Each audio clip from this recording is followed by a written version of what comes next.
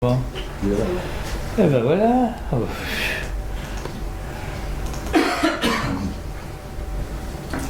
Bien. Écoutez, chers amis, je vais essayer effectivement d'être bref. Pour moi, c'est difficile, mais enfin, on va essayer. Hein,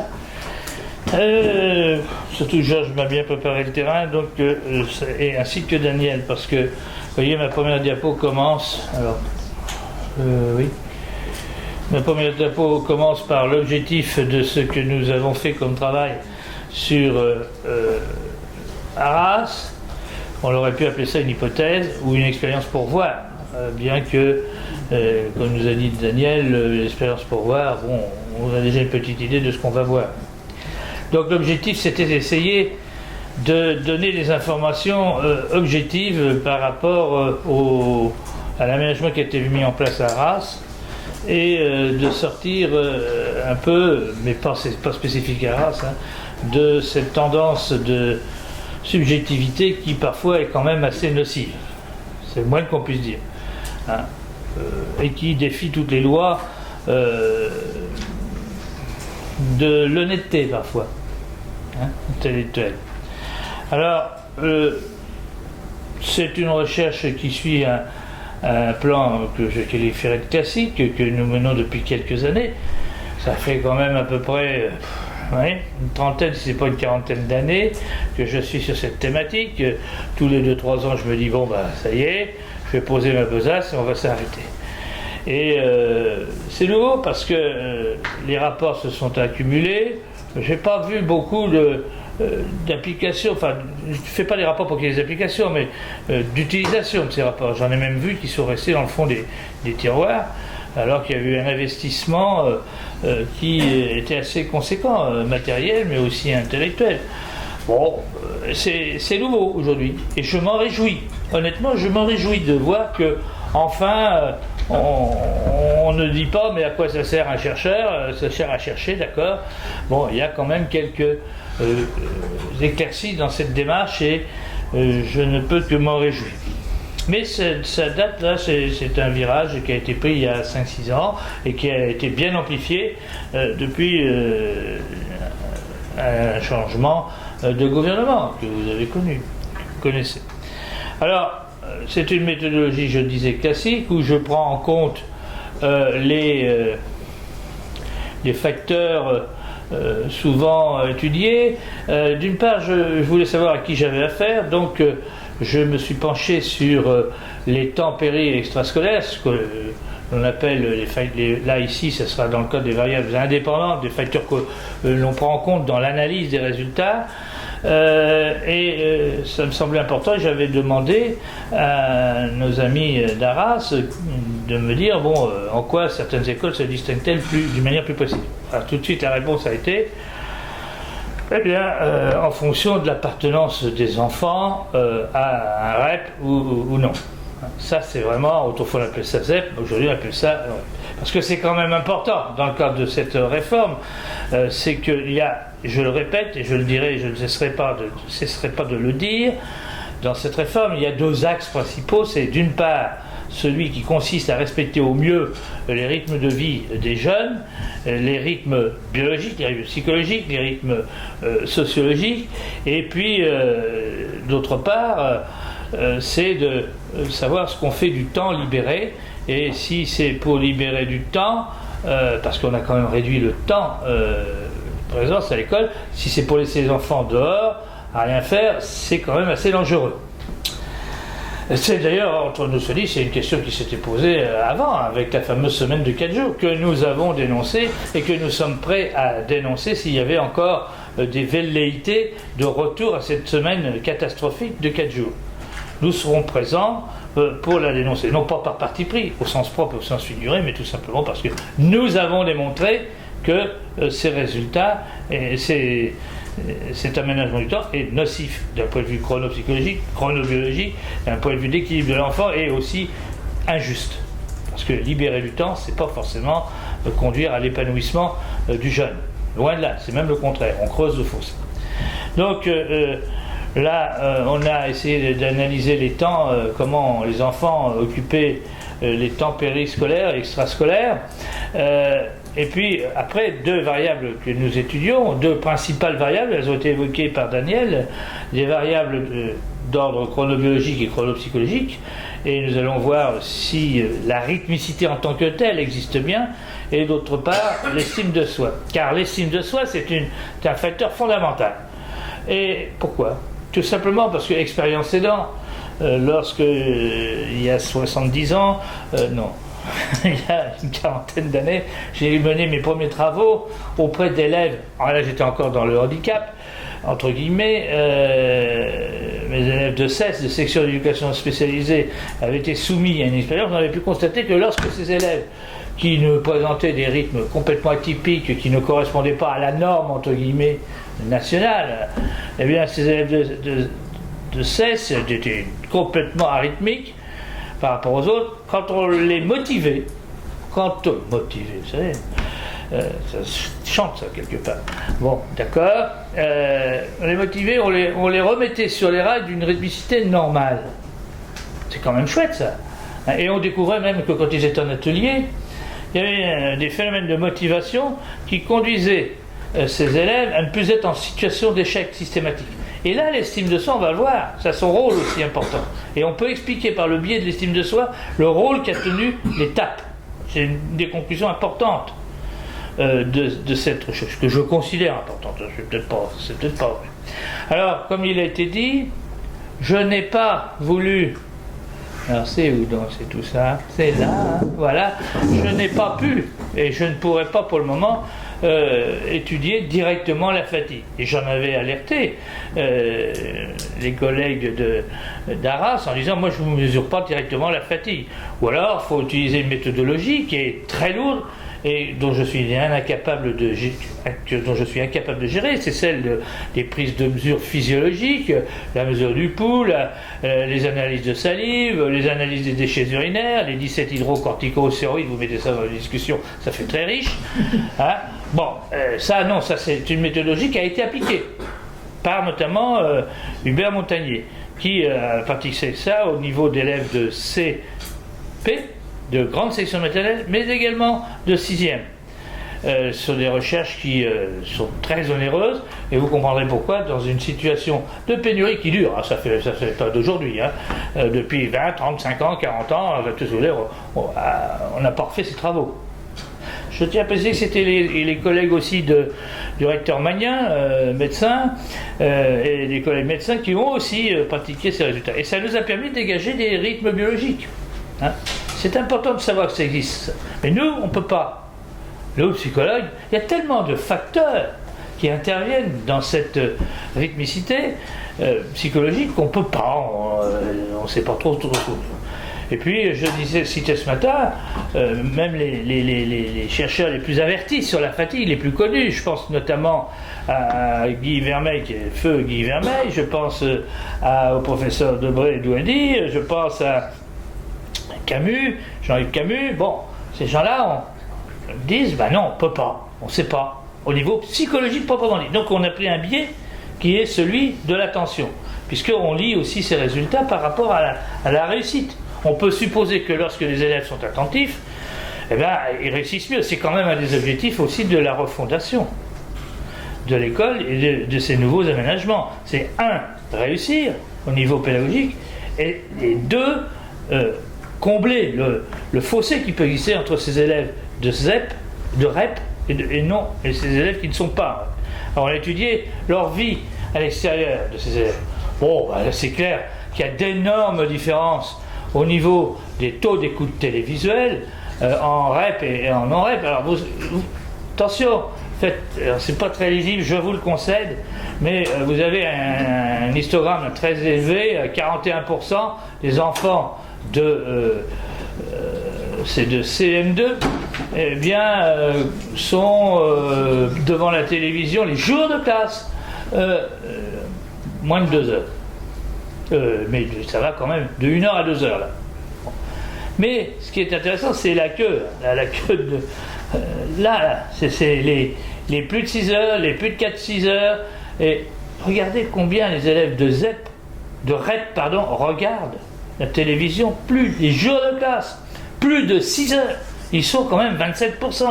Et alors que les autres, qui ne sont pas en REP, eh bien, ils sont de 4,65%. Alors, malgré la grande qualité des émissions de télévision dont vous ne doutez pas, ça n'a pas un effet très positif sur l'écoute, sur l'attention, sur la vigilance, et bon, voilà. C'est la même chose, on retrouve les mêmes choses au niveau des jours sans classe, et on a aussi une forte consommation, très très forte consommation, et plus particulièrement chez les élèves de REP, lorsqu'ils utilisent les écrans, et plus particulièrement les téléphones, oui, enfin, bref, tout ce qui est écran, hein. Les tablettes, voilà ce que je cherchais, parce que je suis pas en forme au niveau des termes, là, je suis pas au top.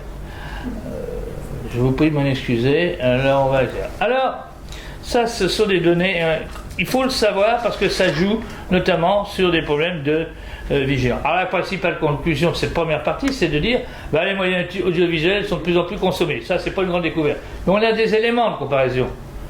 Éléments qu'on avait dégagés il y a une douzaine d'années et qui ont figuré à l'époque dans les cahiers d'une revue de l'ADEP, je ne sais plus comment c'était à l'époque de ce Tello, où on a les taux d'écoute télévisuelle les jours de classe. Et on voit qu'en l'espace de 10 ans, il y a un impact terrible de la télévision, une élévation terrible du taux d'écoute télévisuelle, mais en plus accompagné aussi d'une augmentation foudroyante, j'exagère un peu, mais énorme, du taux d'écoute de l'utilisation des écrans. Alors, vous voyez, nos élèves, nos enfants, ils sont quand même très conditionnés par ces moyens audiovisuels. Et ça ne rend pas la partie facile à nos enseignants et aux parents et aux animateurs, qui en plus des effets nocifs physiologiquement, psychologiquement, parce que ça a aussi des effets psychologiques notoires, détournent ces enfants de l'attention qu'ils peuvent avoir par rapport aux tâches scolaires, par rapport aux apprentissages. Bon, mais je ne vais pas me lancer dans la pédagogie. En effet, quand même un certain nombre d'années. Bon. Et les plus gros consommateurs, eh bien évidemment, vous l'avez lu, ce sont les élèves en REP. Et alors les modes de vie en REP et en non-REP sont quelque peu différents. On voit que les enfants en REP, eh bien parfois sont un peu plus laissés pas à l'abandon, mais sans contrôle. Pas un contrôle suffisant, pas une orientation familiale, et il y a une espèce de laisser-aller. Et tout ceci va jouer sur la rythmicité. Rythmicité intellectuelle, mais aussi rythmicité du sommeil. Et c'est la deuxième partie sur laquelle j'arrive. Alors moi, c'est la vigilance, que certains parfois appellent l'attention. Cette vigilance, eh bien, elle est différente, là encore, selon les milieux et selon les types d'enfants. Et selon la participation au TEP, là c'est croisé, on voit que les élèves qui participent au TAP sont plus performants, qu'ils soient en ZEP ou en REP, que ceux qui ne participent pas au TEP.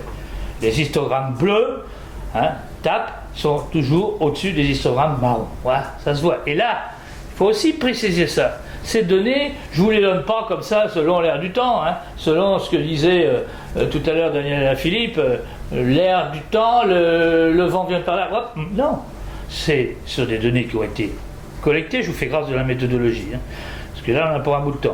Il y a l'artillerie lourde, là. Il y en a qui sourient, c'est pas une affaire aussi simple, n'est-ce pas? Cette méthodologie nous permet quand même de contrôler un peu les variables, et je vous disais, c'est pas pour vous faire plaisir à dire tiens voilà, ils ont un barrage de nombre de 24,9 et les autres 23. On pourrait dire c'est pas énorme. Si, c'est énorme. Et statistiquement, ça a été démontré que c'était comment dirais-je, aidez-moi là. Merci. Merci, c'était pour voir si vous suiviez, mais vous suivez très bien. Ça, je le savais déjà. Bien, très bien. Et malgré le creux postprandial. Bien, donc. C'est fini là. Oui, je veux me dépêcher. Et donc. Non, le creux. Oui, non, mais même. Donc, là derrière, il y a des analyses statistiques où vous dites on a une chance sur 100, une chance sur 1000, 10 000 même, de nous tromper en disant ces enfants-là sont représentatifs de la population française, en affirmant qu'ils sont meilleurs avec des tapes et quand ils sont en REP ou en hors REP. Ça, c'est pour les deux.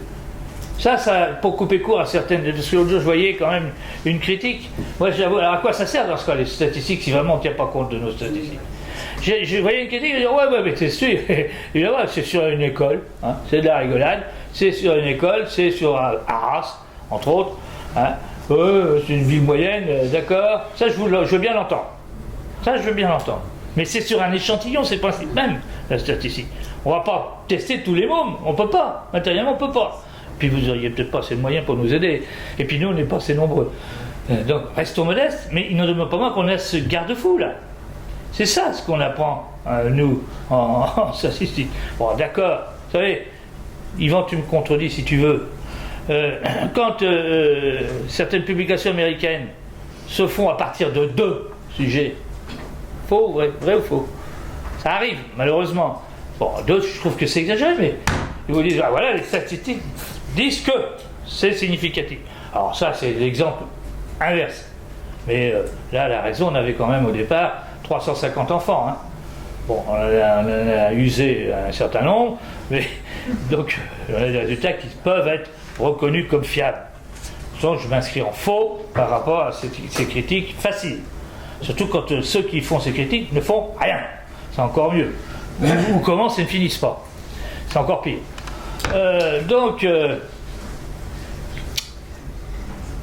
Voilà déjà une première donnée. Alors, on l'a aussi au CP, on a exactement la même donnée, mais je vais plus vite. Deuxième indicateur pour nous qui est fondamental, et celui-là, je me l'attribue en toute immodestie. Ce sont les variations journalières de l'activité intellectuelle. Après, comme je vous l'ai fait comprendre tout à l'heure, un certain nombre d'années, je tairai, je retrouve quand même quand la vie des enfants n'est pas toujours perturbée, hein, heureusement par la semaine de 4 jours, par des emplois du temps complètement inadaptés, généralement on retrouve souvent un même profil, que ce soit d'ailleurs en France ou que ce soit un peu partout dans le monde. Hein, on retrouve ça un peu partout.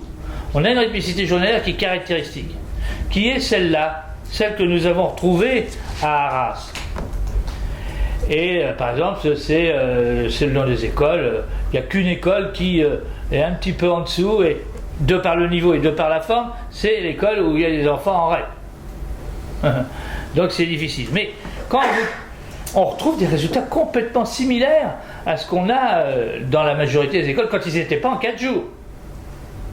4 jours, c'est fini, ça disparaît.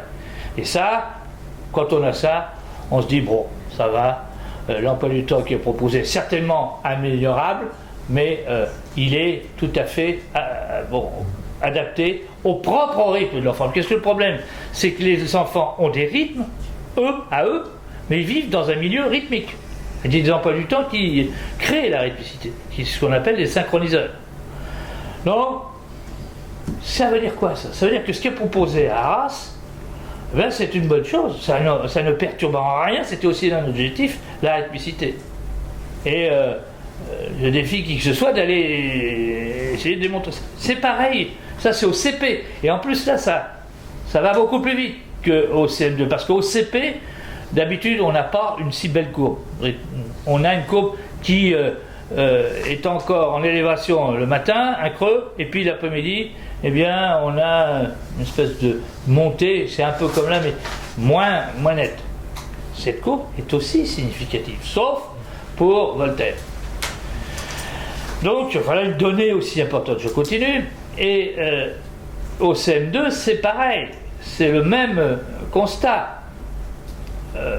J'y suis là? Oui. Là, eh bien, la même chose. Alors, quand on me dit, ouais, alors, il y a des problèmes, oui, l'après-midi, là, ils peuvent pas faire ça, ils peuvent pas faire ça. C'est pas un problème d'activité scolaire, c'est un problème de sollicitation cognitive, de sollicitation par rapport à la tâche qui est proposée. Et ça, c'est important. Il faut placer au bon moment les activités les plus sollicitantes. Et c'est l'un des objectifs pédagogiques. Et utiliser les autres moments à faire la sieste. Non, je plaisante. Il faut les utiliser à proposer des activités moins sollicitantes. Alors, et là, ben, tout se passe dans le meilleur des mondes. Et la question qui se pose, et qu'on me dit, oui, mais vous comprenez, le soir, tati, tatata. Bon, alors, j'ai entendu ce que Georges disait par rapport à la longueur de la journée. C'est vrai que c'est la longueur. Mais ce qui est important aussi, et j'ajoute en plus de la longueur, c'est la dédensification de la journée. C'est-à-dire qu'il faut savoir faire des pauses, faire alterner les moments favorables et utiliser à bon escient ces moments. Et là, tout est réuni pour pouvoir utiliser ces bons moments. Alors, les vigilances des enfants de REP et les enfants de non-REP se rapprochent, les niveaux, et même que parfois, grâce aux TAP, les REP sont plus performants que les non-REP. Bon, écoutez, hein, c'est le bonheur. Alors, on continue. Je voudrais terminer sur le sommeil. Sur le sommeil, parce que je vois certains ici qui ont du mal. Moi aussi d'ailleurs, et d'habitude je suis une grande sieste, bon, je n'ai pas fait ma sieste. Le sommeil, nous insistons, nous en discutions ce matin, ça me paraît, et ça sera certainement l'un des thèmes pour l'an prochain au niveau de la recherche, des recherches et des réflexions que nous aurons. Nous considérons que le sommeil est quand même le pilier central de tout réaménagement du temps. Parce que si un enfant a son sommeil écourté, s'il n'a pas sa dose de sommeil, si en plus ce sommeil n'est pas réparateur, ça existe. Vous croyez que les enfants qui vivent dans une castole là-bas, parce que ça fait partie aussi de notre territoire, hein, tout ça, et on a bien sûr, qui sont à 4-5 enfants, du petit qui a 4 ans, ou la petite qui a 4 ans, ou petit peu importe, et le grand qui a 18, et avec des températures de 30-40, croyez que ces enfants-là, ils récupèrent du sommeil. Donc, et ce sommeil, si on ne l'est pas respecté dans sa quantité et dans sa qualité, eh bien, on est sûr, on gagne, on gagne à tous les coups, si on peut dire. Il a des comportements inadaptés à la situation scolaire et aux activités complémentaires, parce qu'il y a des activités complémentaires. Et puis, eh bien, du coup, il progresse moins vite que les autres quand il ne s'arrête pas dans sa progression. Ça, c'est le pire des cas. Donc, il faut que nous nous penchions sur ce sommeil. Ce matin, on a déjà eu un aperçu des échanges que nous pourrions avoir, hein, parce que là, nous sommes tous responsables du sommeil. Hein, tous les décideurs, tous ceux qui sont responsables de l'éducation des enfants, que ce soit dans l'école, en dehors de l'école, à la maison. Donc là, il y a du boulot. Parce que, bon. Et on peut constater, enfin je terminerai, je ne vais pas développer sur les rythmicités journalières, mais là aussi, hebdomadaires du sommeil, là aussi on voit que les nuits de sommeil sont différentes selon l'appartenance ou non à un REP et une non-appartenance. L'utilisation de la nuit du vendredi au samedi et du samedi et dimanche, elle est tout à fait différente selon pour les élèves de CM2 par exemple, c'est moins net pour les CP, moins net encore moins, là ça n'existe pas, il n'y a pas de grosse différence pour les maternelles, hein, mais tout ça il faut tenir compte de l'âge aussi. Donc et ceux qui ont dit oui pour la maternelle ça serait bien qu'on y réfléchisse un peu plus, qu'on voit autrement, ils ont raison. Il faut y tenir compte de ça. Bon, c'est un peu péremptoire ce que je dis, excusez-moi, mais c'est ce qu'on trouve, nous. Enfin, c'est ce que nos résultats nous disent. C'est pour ça que je dis qu'ils ont raison, c'est pour nous qui estimons leur raison. Eh bien, je dis que là, on a des troubles différents, des utilisations différentes. Et donc, il faut veiller à respecter au mieux ce sommeil. Bon, enfin, dernier point. Et c'est pas le moindre des points, à mon avis. C'est peut-être celui-là. Bon, alors, on continue. L'estime de soi. Eh bien, quand on regarde de près, d'où l'intérêt de faire l'enquête initiale, on demande aux enfants, bon, alors, est-ce que tu es content de ce que tu fais? Ça, ils peuvent nous répondre. Oh, les enfants, vous savez, ils sont solides, hein. Faut pas croire, hein. Ils sont de bonne composition. Les enfants, ça fait un peu comme Fernand Reynaud. Et eux, Et alors, même s'ils ont des conditions difficiles parfois, c'est même triste, on attendait un peu, mais n'empêche qu'ils sont heureux, surtout ceux qui profitent d'étapes. Parce que ça leur fait découvrir le deuxième aspect de cette refondation, de ces aménagements. Le deuxième aspect, c'est présenter des activités complémentaires à l'école qui permettent de ne pas creuser le fossé et qui leur permettent à ces enfants de découvrir de nouveaux horizons, de nouvelles activités qu'ils n'auraient pas eues autrement. Et là, eh bien, on constate qu'il y a la participation aux TAP la plus élevée, parce qu'on s'amusait de voir, parce que c'est pas obligatoire, hein. Il y a des enfants à Arras qui participent pas tous. Hein. Bon, d'accord, les moins c'est 75%, les plus c'est 96%, je crois. Bon, et ceux qui ont la plus grosse participation au TAP sont ceux qui ont la plus haute estimation d'eux-mêmes. C'est pas beau ça? Mais ça c'est très important. Ça veut dire qu'on propose à des enfants des activités qui les motivent et qui vont les motiver aussi dans leurs apprentissages. Et on lutte là par rapport à un rejet de l'école.